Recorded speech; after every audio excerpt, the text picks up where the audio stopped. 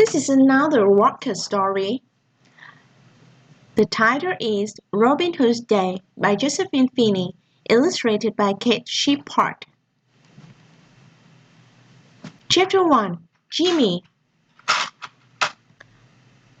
On Friday, when Mrs. Khan had finally got her sitting quietly on the carpet, she read us a story. It was about Robin Hood, a brave and kind man who'd had lots of adventures with his merry men, escaping from a wicked king. It was so exciting. When Mrs. Khan finished reading, she said, "Jimmy, it's your turn to have Patchy Pat for the weekend."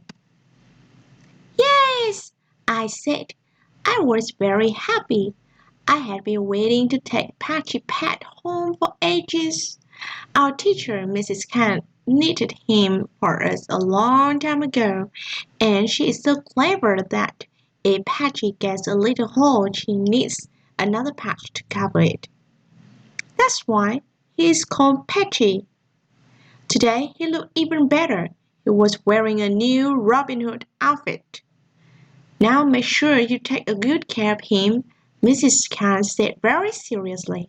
"And on Monday morning you can tell us all about the adventure you had with Patchy Pat." Chelsea and Dad were pleased to meet Patchy at home time. "We have to think of something really, really exciting to do with this weekend," I told them. Dad said, "Tell you what, Jimmy, how would you like to go on a train journey with Patchy Pat?" "Yes, please, Dad," I said. "Can I come too?" Chelsea asked. "'Course you can, silly," I said. On Saturday morning, we left the house very early. We caught the bus at the top of our street. I showed Patchy Pat the view from the window. At the train station, Dad brought our train tickets, a newspaper, a coloring book, a crayons, and a notebook.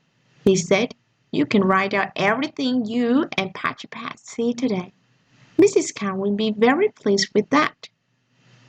On the train we found seats next to the window, with a table to sit at. Dad took out his paper and me and Chelsea took out our things.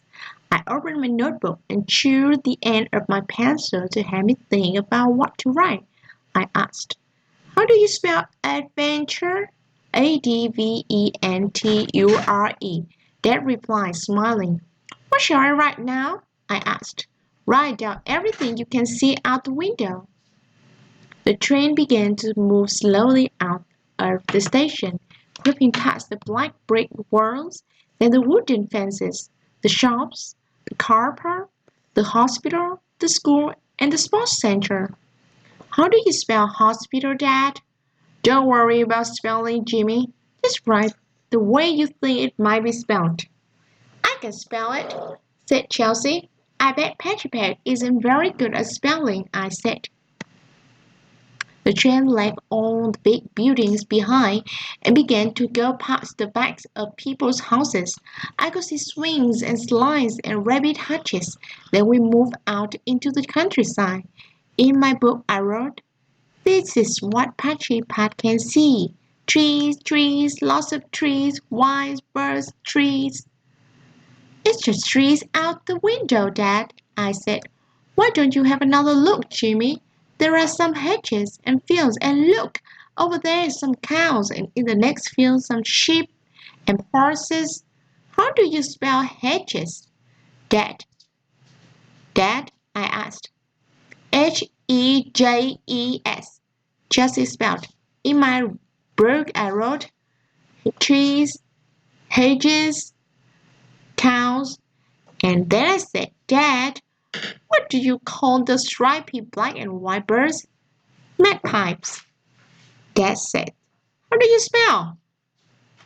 "Don't worry about writing anything more, Jimmy," Dad said. "Just sit and look out the window and enjoy the train trip. You can tell Mrs. Khan about it on Monday." So I just looked, but looking made me tired, and I fell asleep. When I opened my eyes, everyone was standing up and taking down their bags and coats from the shelves above.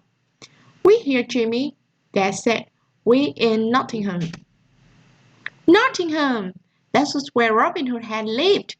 I put Patchy Pat and my notebook in my rucksack, and me, Chelsea, and Dad climbed off the train.